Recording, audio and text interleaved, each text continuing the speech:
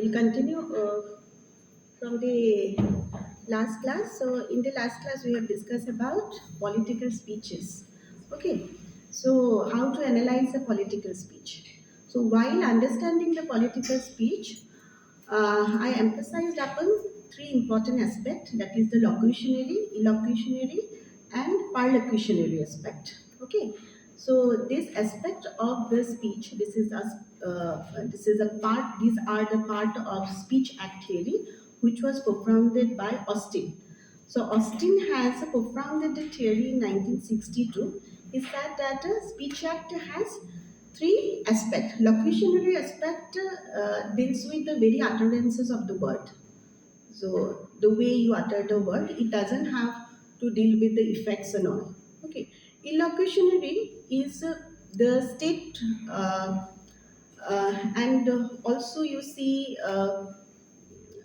some of the questions, some of the assertion which is involved in that locutionary element. And parlocutionary is the effect and influence of that speech upon the audience. Now, when we're talking about the speech act, it is not simply a very like standalone concept, independent of the implication and effect of it upon the audience, upon the listeners. And hence, when we're talking about the parlocutionary, yeah, uh, side or parlocutionary aspect, so it's very important to understand the you see the nature of the speech. Suppose you see that the whole theory, which is being propounded by Austin, has further been developed by Searle, SEAR. Ali Sarli has developed, and he has also focused upon some of the dimension of this speech act, and those dimensions are like you see that directive dimension, comitative dimension, then you have that declarative dimensions, and you have assertive dimensions. Okay, so when you talk about the assertive dimension in the speech act, you basically look into what that speech act or what that speech has asserted, the state of affairs which is true or false. That's what is being asserted by the speech. And some of the speech are having that committive aspect in the sense they come up with some of the promises, commitment. Okay, so that is another aspect which is being highlighted by Sarli. And also directive is another aspect many speech also direct audience to do. So definitely when you analyze one speech act, you will get to find that speech will want audience to act in a certain way. How that speech has addressed audience to act in certain way is what the pre-locutionary aspect of the speech act. So parlocutionary aspect of the speech act. Now you see there are also declarative variant and expressive variant of this speech act. These are also two aspects of the speech act. When you talk about the declarative variant, the speech act will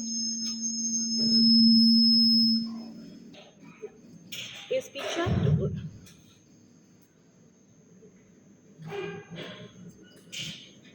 A speech act then will declare a war. Suppose a speech act is used, there is a speech when President of America, Prime Minister of India is also proclamation of any kind of war. Okay, so not related to war, any kind of declaration is related to declarative, constitute the declarative aspect of the speech act. So you need to find out these very aspect in one particular speech. When you analyze the speech, first you need to write the locution, locutionary aspect. What is being uttered by the speaker? What is being uttered? You need to write down what is being uttered, and that is the very locutionary part of the speech act. Then you need to write down the illocutionary part. Illocutionary part in the sense that whether it is assertive, whether it is declarative, whether it is committive, whether it is you see directive, whether it is expressive. It expresses sampling some you see this inhibitions or any kind of fear, or any kind of hope. Okay, and then now when I'm making it concrete, no, expressing hope and all. So this is what is parlocutionary dimension and aspect of the speech act. Okay, so I'm saying parlocutionary, that means when I'm giving a speech related to my victory over election. Suppose I'm giving a speech that I have won the election without your support, it could not have been possible. I want you to instill your faith on us so that we could keep on working for you in coming future. If this is the speech act, then you need to find out whatever is being stated is, say, locutionary, utterance, simple utterance. Now, how we will term this particular speech? I have asserted, so there is an assertive dimension. At the same time, along with assertive dimension, what is there? I have expressed hope as expressive dimension. And then parlocutionary dimension will be instilling confidence among the audience, instilling hope and faith among the audience. Okay, so that will be the parlocutionary dimension.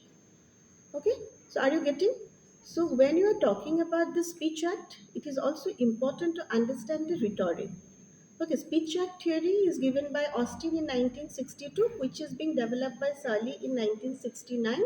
And Surley has focused upon those illocutionary dimension, illocutionary aspect.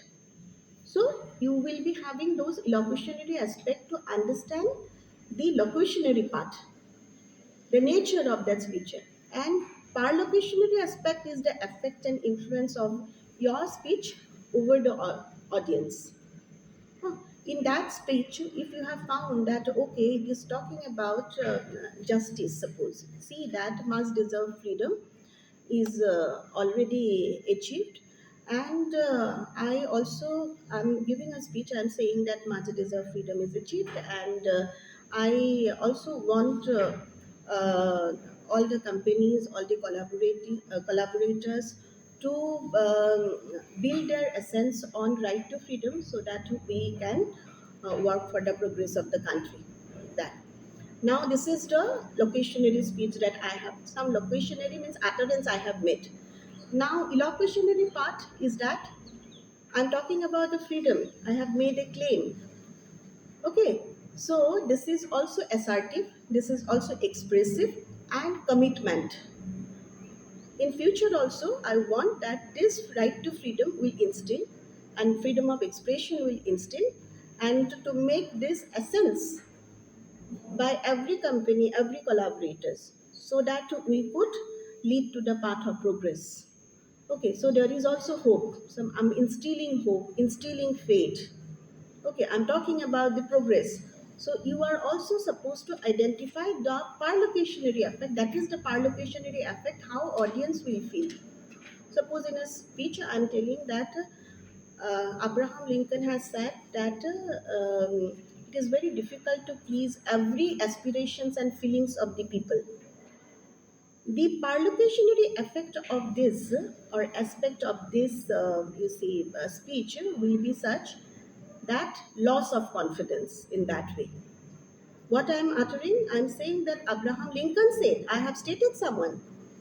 It is very difficult to even satisfy and please everyone's aspirations and feelings. I have asserted that, so my locutionary um, aspect and locutionary aspect of the speech will be assertive, and parlocutionary aspect of the speech will be loss of confidence on the audience. What audience are feeling? Audience said that okay, this leader, this politician has made some blind that promises, false promises, and could not even fulfill those promises. Right. So audience will feel like that, and somehow there is also a kind of feeling that loss of confidence because he has said so. Why he has said so? There is a question mark, so it has also led to question the audience on the statement that he has made, the speaker has made, right? So when you analyze a speech act, you are supposed to create divisions like that way, and you focus on the parlocutionary aspect of the Speech Act. And what best you could achieve is that through even exercising a survey, polling, referendum with the help of a questionnaire. Right. That is also another method, practical empirical method to understand the parlocutionary uh, aspect of the Speech Act. But suppose you don't want to carry out a survey, then simply you study the semantic, the words. On that basis, you can study the speech, the parlocutionary effect of the speech, content analysis. Okay, so that you could do. Now you see that when you study the speech act, it is also important to understand the rhetoric. In the last class, we have discussed about the rhetoric. So rhetoric, this theory of rhetoric is of very important when we talk about eloquence, we talk about oration, talk about public speaking, and in ancient time also we see Aristotle talk about the rhetoric, which is very important for those who govern the city-state, especially for the citizens who participate in the public life. So the art of rhetoric is very, very important. Now you see, rhetoric has many dimensions. We also talk about we discuss about some terms like spin. We discuss about terms like propaganda, persuasion. Then we have public diplomacy. So everything, each and every terms are supposed to be related to this rhetoric. But you see, when you talk about the rhetoric, in the last class also I have told you that it is basically a faculty of observing an act, an event, or any incident, right? And having a discussion, an outcome will be in informative communication action. So you have that faculty of observing an act, then which is being also combined with your judgment with an outcome of informative communicative action. So rhetoric is always, you see, it will always facilitate a dialogue, discussions, etc. But when you are talking about the propaganda is a one-way communication.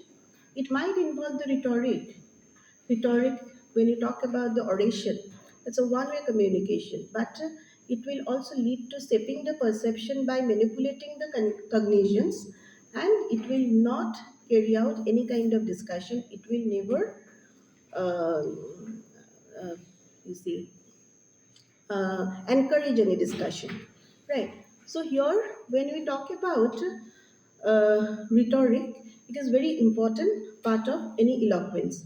Now I see public diplomacy, that is also a term which we will be discussing often, that is related to white propaganda. So in propaganda, we have basically three facets: white propaganda, black and the gray propaganda. In white propaganda, we understand the source and accuracy of information. So we actually know who is the source disseminating the information, and we also know that the information which is being disseminated by the source is correct and accurate. But the intention of that message is to shape the perception of the public, of the mass, about some agenda, about some issues, and somehow manipulate the cognition in a right way. So, white propaganda is equivalent to public diplomacy. But when we talk about the black propaganda and grey propaganda, we see that black propaganda is different from white propaganda, where source is not known. Who has disseminated that information is not known. Even the information is also not correct. Now you see, when you talk about the grey propaganda, many a time you either know the source, but information is not accurate. So as you know the source, you know that information is not accurate, you can cut that information, you can simply dispel that information. Now, it can also be possible in grey propaganda that you know that information is accurate, but source is not known.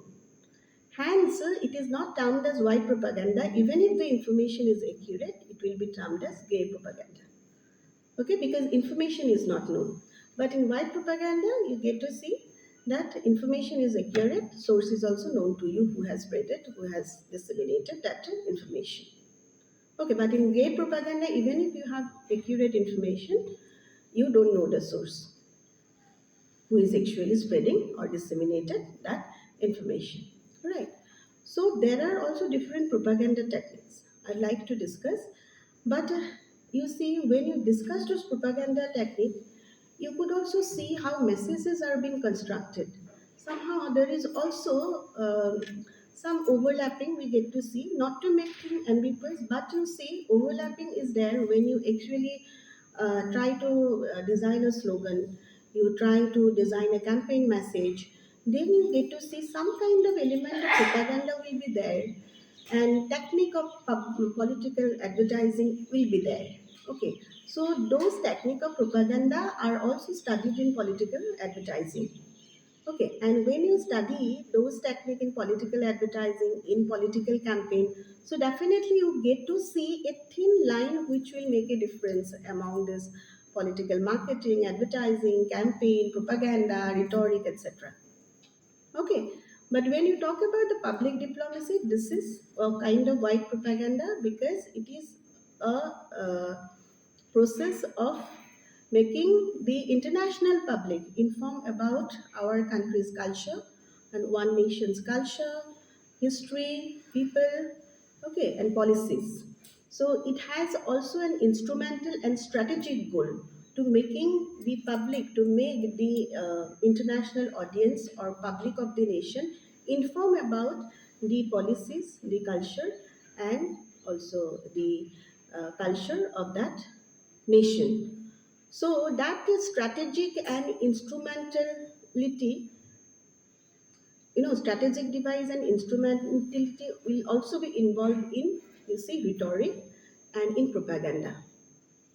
So messages are strategically designed, okay, and it is instrumental to shape the perception. When we talk about the instrumentality of the message, in such that the technique which is being adopted is so very keen that it will shape the perception. Safety perception at times, if it finds that it is difficult to save the perception of the people, it will try to manipulate your cognition the way you think. Although manipulation of the cognition is very negative, but it will manipulate your cognition if you uh, are not in that stage to absorb that message. So that message which is being targeted to you will manipulate your cognition and shape your perception the way they want. Okay, so hence when we are talking about this very technique, it's also important to understand the difference. So thin line of difference is there, but where is the difference? Okay, now we talk about the spin. Spin is a permanent campaign, a publicity of official policies, official is the spin doctor. When spin doctor, spin. So we talked about PR is a spin doctor, the spinning the information. SPIN, spin. So this is also related to permanent um, information manager or public management, permanent public, like relationship or permanent public relationship management when we are talking about the spin. So we'll be discussing about the public relation in politics later and about spin. So let's talk about the rhetoric first. So when you talk about the rhetoric, Aristotle basically focused on the structure of the word and appropriateness of the word and a style. So these are the three things he has focused upon. He said the structure of the word, that word and the sentence is a part of the logos, and the clarity of that word is also a part of the logos. Then you see the appropriateness of the word. Many a time we use certain words which are not appropriate. Okay, that is related to ethos, and also the integrity of the person while saying, whether it is resonating with his personality or not, is related to pathos. So Aristotle's theory of rhetoric has three elements. You have already found this: ethos, logos, and pathos. So ethos element is related to the ethical part of your speech. This is also at times related to authority. You are having to initiate a discussion or to give a speech. Huh. And teachers, lawyers, and adjudicators, you talk about politicians, they do have the authority to deliver a speech act. So, authority will definitely related to that ethos element. And then we have that integrity. Integrity is how diligently and gracefully they have presented the word is very important. That is also related to, this is not ethical, this is actually related to this pathos dimension. But many a time it is also related to ethical dimension. Okay, because it is somehow be associated with the etiquette, okay, of that personality. Okay, pathos is all about your experience and the kind of emotion that you can instill through your speech. Okay, and you want your audience to react towards your speech and to act after they have listened to you.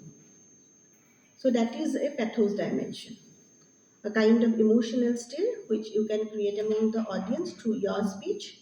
And when you talk about the pathos dimension, it is related to the experience. Yeah. Okay. Okay. So it is related to that emotional dimension. Right, emotions, as I have told you, experience, that is also related to pathos dimension. And we also have logos dimension, that is the logic, the argumentative logic of the speech that will involve, you see, as I have told you already, examples, clarifications, documents, okay, evidences, facts, okay, to shape your rationale, to shape your judgment. So, our statistics that you present, that is a logos dimension of a speech. So, earlier you see, when you talk about any political discourse, rhetoric is very important to understand. And earlier, women speaker did not gain the same recognition as male speaker.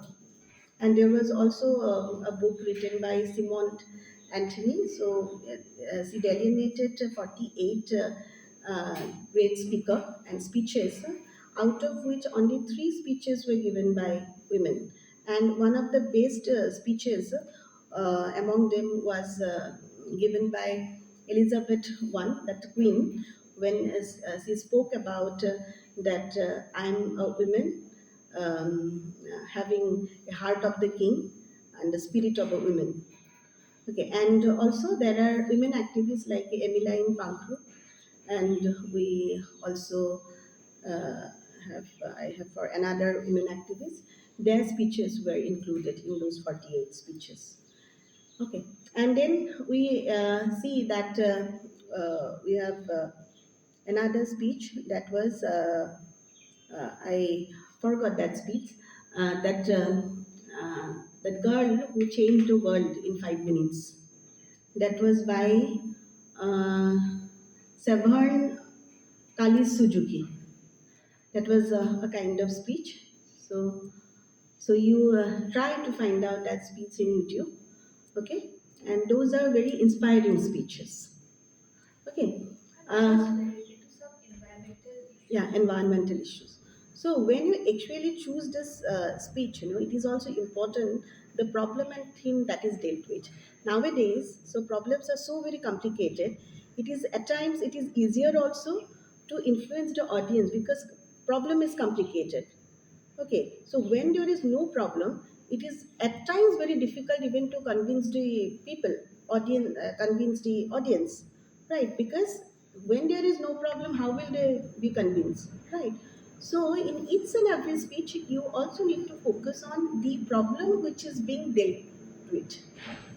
Whether they have made some wassail word may be made, okay, but you see, some of the glittering generalities they have come up with, but whether it is based on the problem or not. Okay. So in speech analysis, what you are supposed to do now is to find out the theme. This is another exercise, okay, coupled with that. So you will find out the theme of the speech, who is the orator, okay, the timing of the speech, the duration, and where audience are being addressed, where that speech is being given, okay. That whole environment you need to cull down, you need to bring out, okay. Then you need to find out the problem which is being addressed in that speech, okay. Then how it is being addressed, you actually see the tone. In the last class also I have focused up on the tone of the speech. The tone is very important. Friendly tone, conciliatory tone, fearful, hopeful tone of the speech is important, okay. And tone of the speaker. And you see the rationale of the speakers, ethos, logos, and pathos, which are inherent in that speech. Huh. The emotional element which is being inherent. If it is said that I have experienced kind of child labor during my childhood, emotional part of that speech. Okay. So you anything based on the experience will constitute the pathos element. Okay. And then we have see logos element, the rational argument, argumentative rationality, which will be combined with or accompanied by facts, figures, statistics, um, some of the regions, good regions, and that may be based on the narrative, coherent narrative, and some truth and facts at the same time, evidences. Okay, so that is important. You see the logos element and that ethos element. Ethos, his integrity, whatever he has spoken, whether it has congruence with his personality, his belief system, his values or not. Okay, so that is important. And then we have also another element to look into is the parlocutionary effect of that speech. Hmm. And that will actually see the effective dimension of any speech, how audience have perceived the speech, the strength and weakness of the speech, which is important, and the kind of hope, confidence instilled or loss of confidence, resulted loss of confidence among the people. Okay, like that kind of effects you will be studying. Okay, so this is your exercise. The claim which is being made by the speech, and what are the most appealing aspect of the speech, and what are the least appealing aspect of the speech. Okay, so that you will do. I will also give you some speech, and some of the speech are already there. Modi, the government speech are there. So you can, there is a site. Hmm. So where you will get to find, I'll give you this URL and all, where you can actually go through and you can find out the base speech according to you. So you can find out two, three speech you can take, and you see the content. So content is being written actually. Hmm. So it is translated and content is written, and there you will find the that location, elocution, and parlocution aspect of the speech, and assertive dimension, communicative dimension, everything you can come across. Or else from YouTube video also you could download some speeches and you could listen to it and you can study. Okay, so this is another exercise on your part. Okay, and one more thing while analyzing the speech is to study whether the speech is discrete, hierarchical, definitely it will be verbal and expositional. So in each and every speech you get to find some of the varieties, and especially the presence of these very facets. Speech will definitely be verbal, right? Speech will be expositional. Expositional speech is that it exposed to certain problem. So you can read Neil Postman theory of exposition in that was published in 1985. Okay, there you will get to define the kind of expositional text.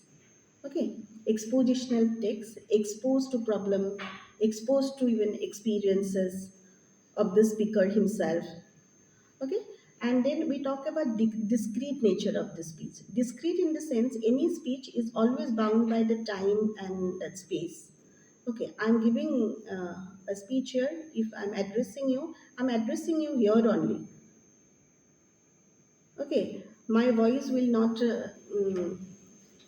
be listened at your hostel room unless and until you open your mobile phone if it is not recorded. So it is actually bounded by that time and the speech. So all speeches are bounded by time and space. Okay, and then we have that hierarchical element. So whenever there is a speech, there is also an hierarchy between the sender and the receiver. Okay, who is sending the information is always at a like an upper hand, because at any cost, even if audience is shouting, howling, okay, and refuse to accept, if that speaker is speaking, that will be speech only. If there is no disruption in between, if he is giving that speech, even if there are shouting, even if there are disapproval, that will be speech. And hence, that hierarchical element is always there.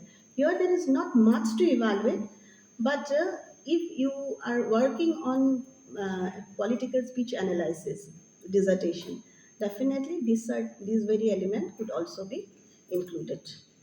Okay. Then we talk about some of the acts.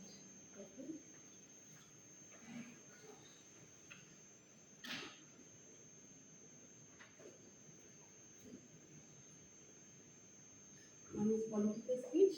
Okay, so you are supposed to analyze it. Analysis. Okay, then we talk about political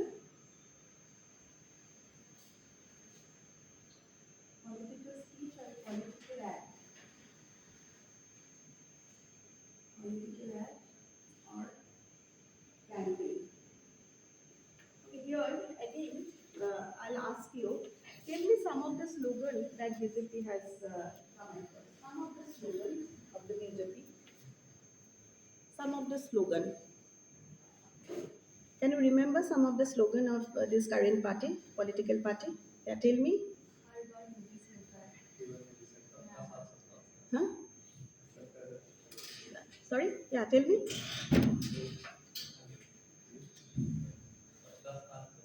सबका साथ सबका विकास बेटी बचाओ बेटी पढ़ाओ हाँ then आपकी बात वो भी सरकार and then Congress Mukt Bharat, that is the 19 yes and okay that is also तुम्हारे लिए गंगा नदी है मेरे लिए गंगा माँ है that is also one you know that Mar Jawan Mar Kisan contrast to Jai Jawan Jai Kisan then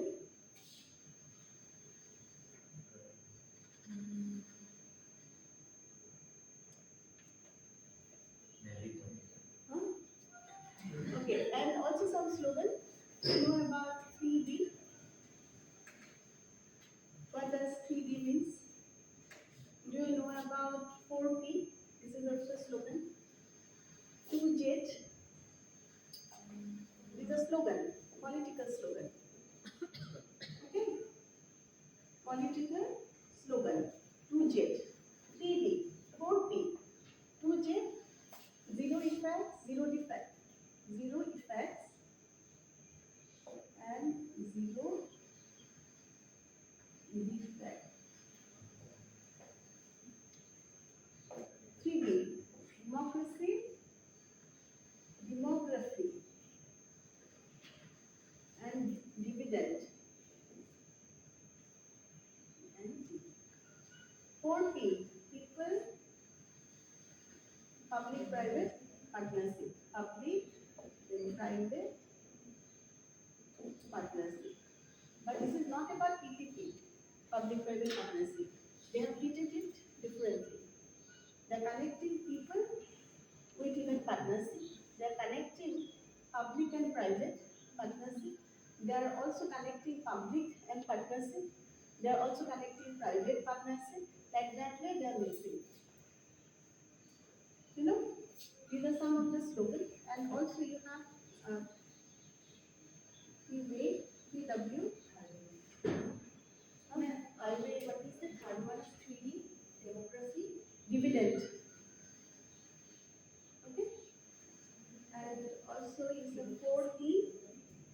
travel, tourism,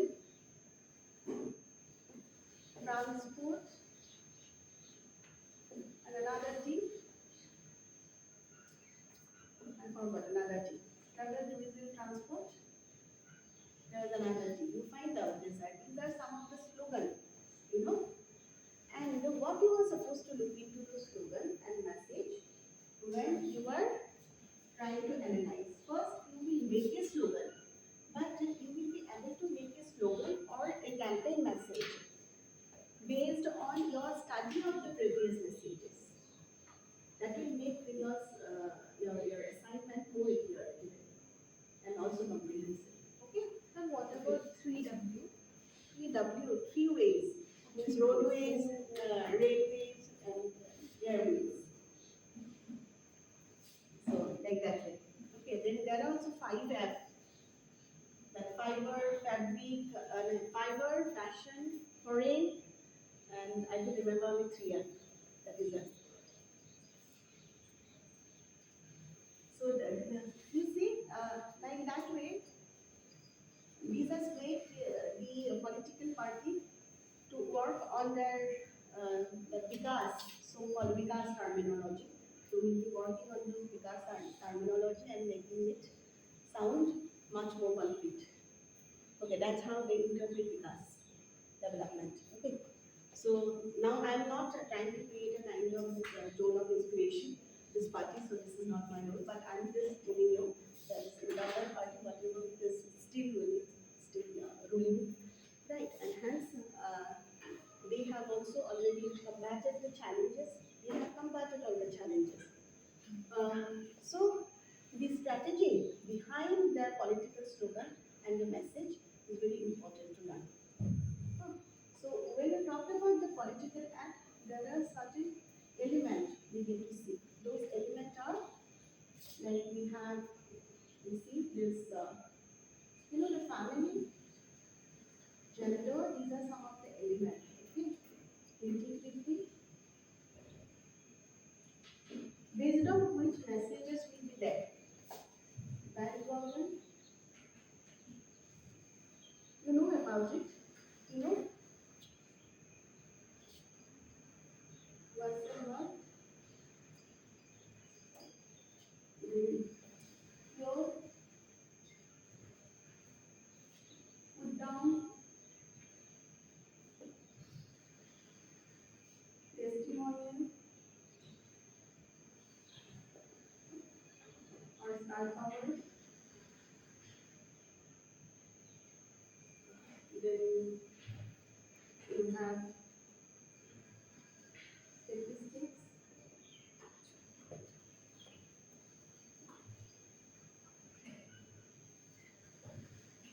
joy, Mustafa. Then we have animation and cartoons,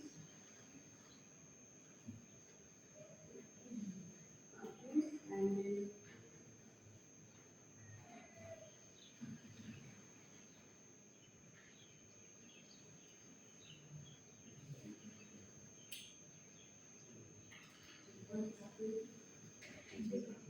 so here when we talk about this propaganda, apart from propaganda, so what you have in propaganda is that first you have certain black, second is white, green, and technique is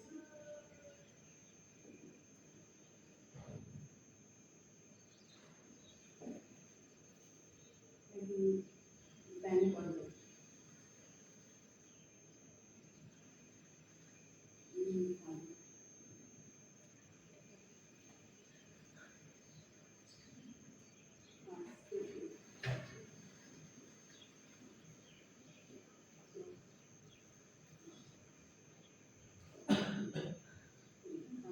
You know about this technique, transfer.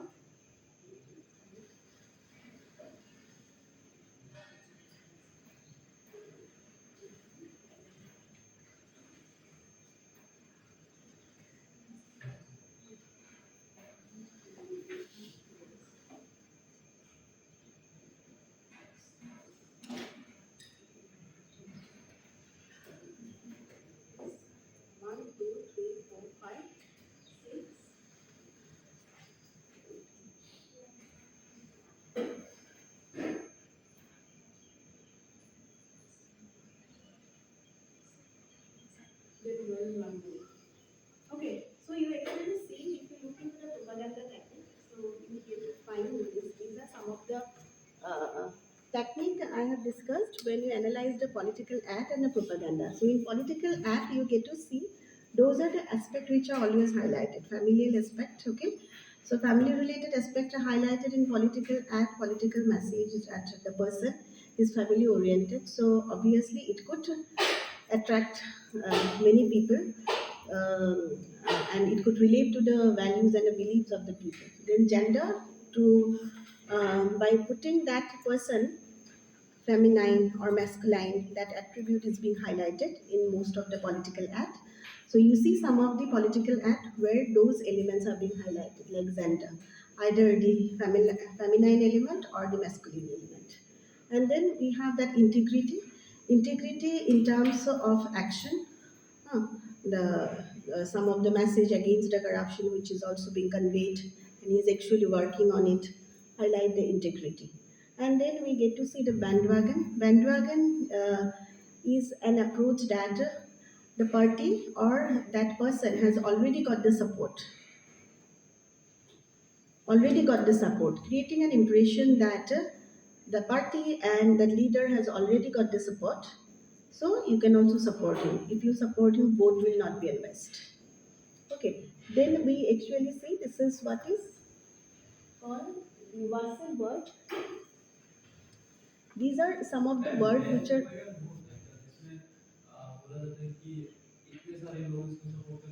हाँ वही तुम भी करो, इतने सारे लोग support कर रहे हैं, हम लोग तो हमेशा यही सोचेंगे ना, हमारा जो भी वोट है वेस्ट ना जाए. Majority has provided the support to that party, so you can also support. That is a kind of impression has been created. Okay. Huh? So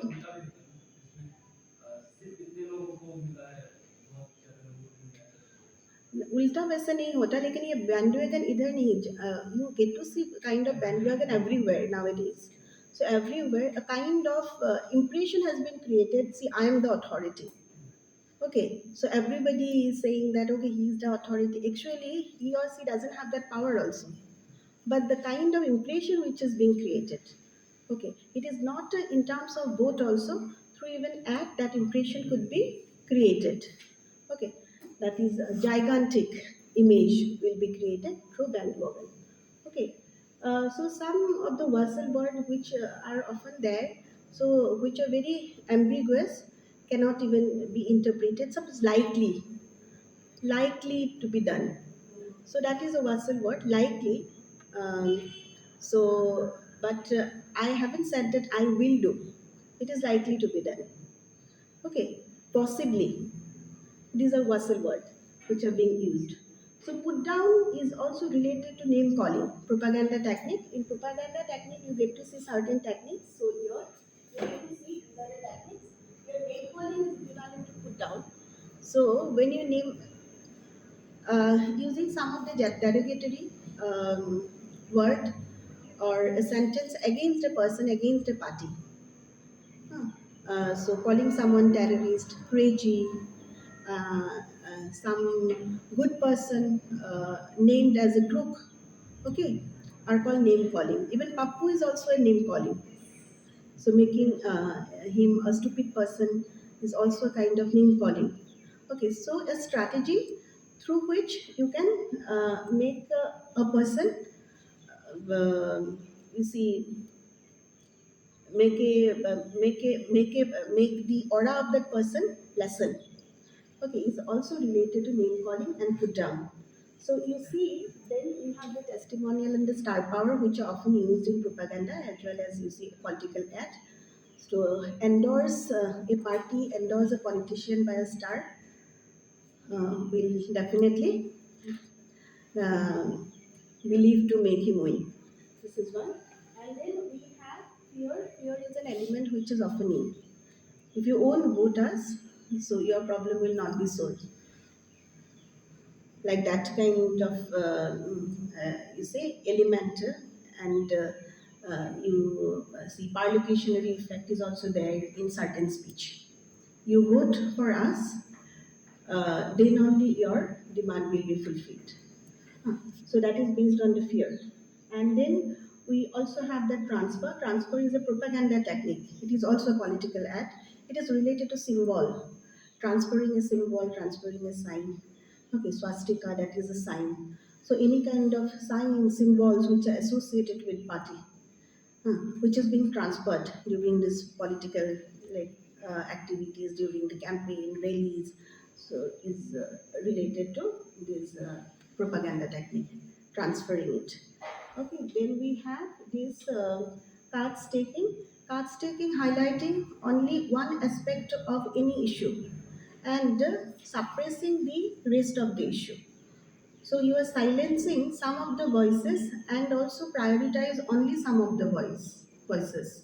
So it's not like that you are suppressing all the voices, but at the same time you are letting someone to speak more and silencing someone else completely. It's cut taking. This is also a technique you get to see in institutions in different like even spare nowadays. Because it is related to this political ad as well as a propaganda technique.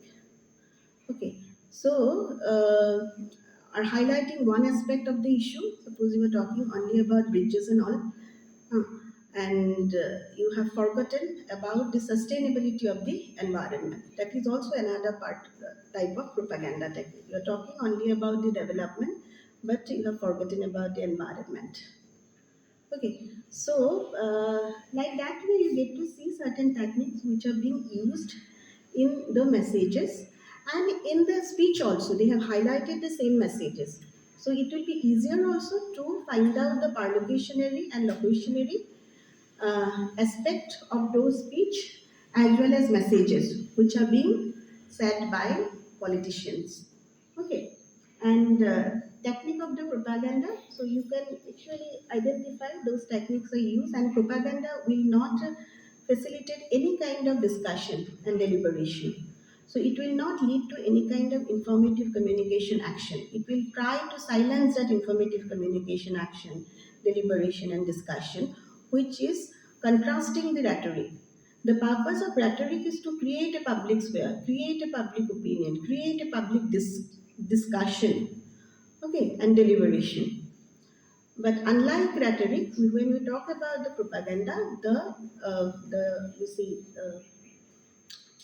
the aim of propaganda is to restrain people and to believe that aspect of which they want to believe, and also manipulate their cognitions, manipulate the audience's cognitions, viewers' cognitions.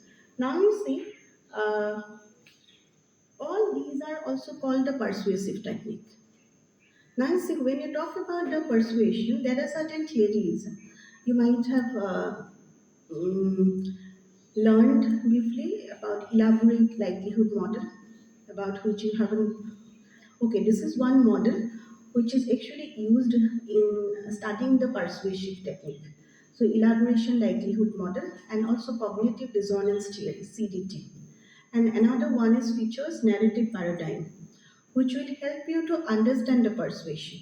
So, when you study the elaborate likelihood model, how you elaborate the facts. Basically, how you elaborate the facts. It has got two aspects. In elaborate likelihood model has got two aspects. One is central root and another is peripheral root. So through central root, we can uh, attract some messages, and certain messages will come through central root, like aspect related to logos. Okay, any kind of arguments, any kind of logic, any kind of debate, political debate will always have a lasting effect on the people and a public if they do have the ability to understand and interpret and comprehend that debate. So, when you are talking about the central route through which message is traveled to you, which will have a lasting impact. It is focusing on the ability of the audience, okay, and the rationality of the communication. So it has got two elements in central root of elaboration likelihood model. One is the rationality of the audience, rationality of the arguments which is being passed through the message. Okay? So when you talk about the rationality, definitely it has to be accompanied by facts, figures, statistics, etc. Evidences. Okay? And then ability of the audience and a public to understand and comprehend the message, to have that lasting effect. So it's said that you can elaborate a matter again and again with the repetition of facts, figures. So definitely it will uh, uh, help to save the perception and convince people and persuade people in that way. But the thing is that if there are also people, there are sections of public who may not sit for 2 hours to listen to a public debate. Okay, for them there is also another route that is called peripheral route. Peripheral route is based on emotions. When you talk about the emotions, all these techniques will come. How you will shape the perception of the people towards your policy, towards the product that you want to deliver, that means the political product, whatever, towards an issue, towards a party is a product here. Okay, so how will you shape the mindset of the people, shape the perception of the people through peripheral route, through emotion, is called the that short-term effect. At the same time, another part of it, it will constitute the other part of the, you see, elaborate likelihood model. So, in elaborate likelihood model, you get to find two routes: central route and peripheral route. Central route focus on long-term effects on the audience, and peripheral routes will focus on the short-term effects on the audience. Central route will focus on deliberation, long deliberation based on rationality of the arguments and ability of the audience to comprehend the message. Okay, rationality of arguments of the delivering agency. And peripheral route focused on the entertaining element and emotional element and aesthetic preferences of the audiences. Okay, instead of elaborating, but they also elaborate the emotions. Okay, and effects of the peripheral route is short term. Okay, now you see in elaboration likelihood model, the way we want to perceive that persuasion is such that uh, there are also some strong arguments, there are neutral arguments, there are weak arguments. Strong argument will definitely drive people towards shaping their perception, and neutral arguments, definitely people will be at no end at times. They can also change their favor for a political party at one end. They can also take some negative perception. Okay, some neutral message. Okay, it is dependent upon the arguments that you have put. Strong argument, neutral argument, and a weak argument. Weak argument will definitely lead the public to nowhere. So try to put up a very strong argument if you are focusing on the central root aspect of the elaboration likelihood model. So any discussion, any lectures for 1 hour, 2 hours, public speaking even, definitely you'll be getting an audience if you're writing that speech. So you'll be focusing upon some of the, you see, arguments. So it will also involve some emotions, because there are also people from the village background, rural background, because they are often being targeted, and you need to agitate their minds. And the one way to agitate their minds is to create some emotions. So along with those central root, you will also put some um, emotional message, okay, in your speech, and when you write the speech for a political party, whatever.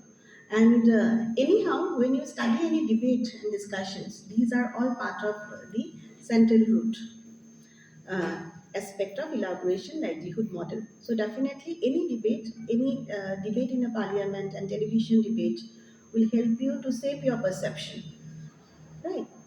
And then in you see that in elaboration likelihood model, we get to see this. certain aspect which are being focused upon. One is authority. In terms of persuasion, there are certain aspects. One is authority. First one is authority. Second one is, you see, contrast at the same time. Third one is social proof, which is important. Fourth one is liking. Fifth one is reciprocity. Okay, so we get to see these are the aspects which will make a message persuasive at the same time. When there is a contrast, you get to see in contrast what a political party or what happens in any group, what happens in any political party, if they put a contrast in terms of appealing someone. Suppose I want a giant favor from you, but contrastingly, actually, you are telling him or her to do a small task. So that task will be completed. Okay, so this is also a kind of, you see, element to persuade people. Okay, and create a persuasive message. Okay, and then what you have, you see. And apart from this, there are also uh, authority. As I have told you, authority is also one factor which will help you to accept the message when it is said by the authority, help you to accept the message, which is also related to elaboration likelihood model. Reciprocation: I have done this for you, so you do this. Okay, reciprocation. So there are certain segment of the people which will always be benefited by the result of certain election, some election. Okay, and that might be 1% or 2% of the people, but they will always be benefited. They might be one those who are campaigning for and affiliated to one political party, or maybe like you see, uh, they have donated money. Huh. So they will always be benefited by it. Okay. So here we actually see there is a reciprocation which is also involved. So I'm doing this, you also do, and that way you can definitely. Liking is also one element of elaboration likelihood model. So this particular model is actually used in advertising. But in political, advertising, ad, and persuasive communication, you get to find this model. You will apply this model. You can apply this model to understand the elaborated aspect of the message and the persuasive end. That means how it has persuaded the people. Okay, and then you also have contra the social proof. Social proof is related to bandwagon again. Okay, it has got approval from the society, and we have got approval from the society. So you also support us. You are left one. You are left out. So you also provide your support. That is what is social proof, which is associated with it. And then liking, reciprocity. I have already told you. Contrast. So these are the element of elaboration likelihood model, which is important. And you also see that at times in elaboration likelihood approach, you get to see some dissonances. So when we discuss about cognitive dissonance theory, then we actually find there are some dissonances are there every time when we think something and act something. When our thinking is not in congruence with the action, it will lead to dissonance. And the same kind of dissonance is also there in elaboration likelihood model, which we get to find. When we apply this model, then you find where dissonances are like. Suppose in this cognitive dissonance theory, it basically focus upon the dissonances that people have. A politician have, an audience have dissonance, and while um, uh, making the message, they'll try to minimize the dissonance. Even the marketing, some of the marketing agency, even business have earned billions of dollars. They using dissonance as a component. Suppose people have you see insecurities related to their body image, related to their health. So that's how this diet industry become. They have earned millions, right? Millions and billions. They have worked on those insecurities. So all insecurities may not create dissonance, but certain insecurities have created dissonance. So instead of going to even yoga or doing some exercise because we don't feel like moving out from this couch, so we go for a diet supplement, right? So but our thinking is different. We think something, we know that we need to do exercise, we need to go to gym, but we can't convert it to action, we can't transform it to our action, right? And hence you see that has created a dissonance, incongruity of our thinking and action. People who think that I need to do yoga and can do and are going to yoga sessions and also taking some physical exercise and all, or running on a treadmill, they're working on it, right? So there is no incongruency or inconsistency in their thought and the belief, in thought and the actions. But there are also certain section of the people who think that we should, even that kind of dissonances I do have at times. I think that I should do yoga. Though yoga can be done, but I can't do this physical exercise because of lack of time. Even that is also known to me. But in that way, I have a justification to the dissonance.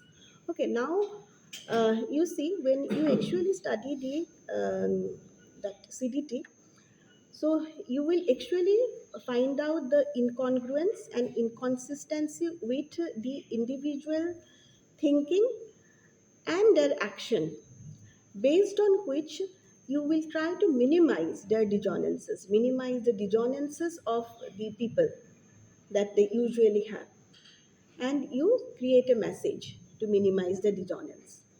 And that is also another persuasive technique which is used in political communication.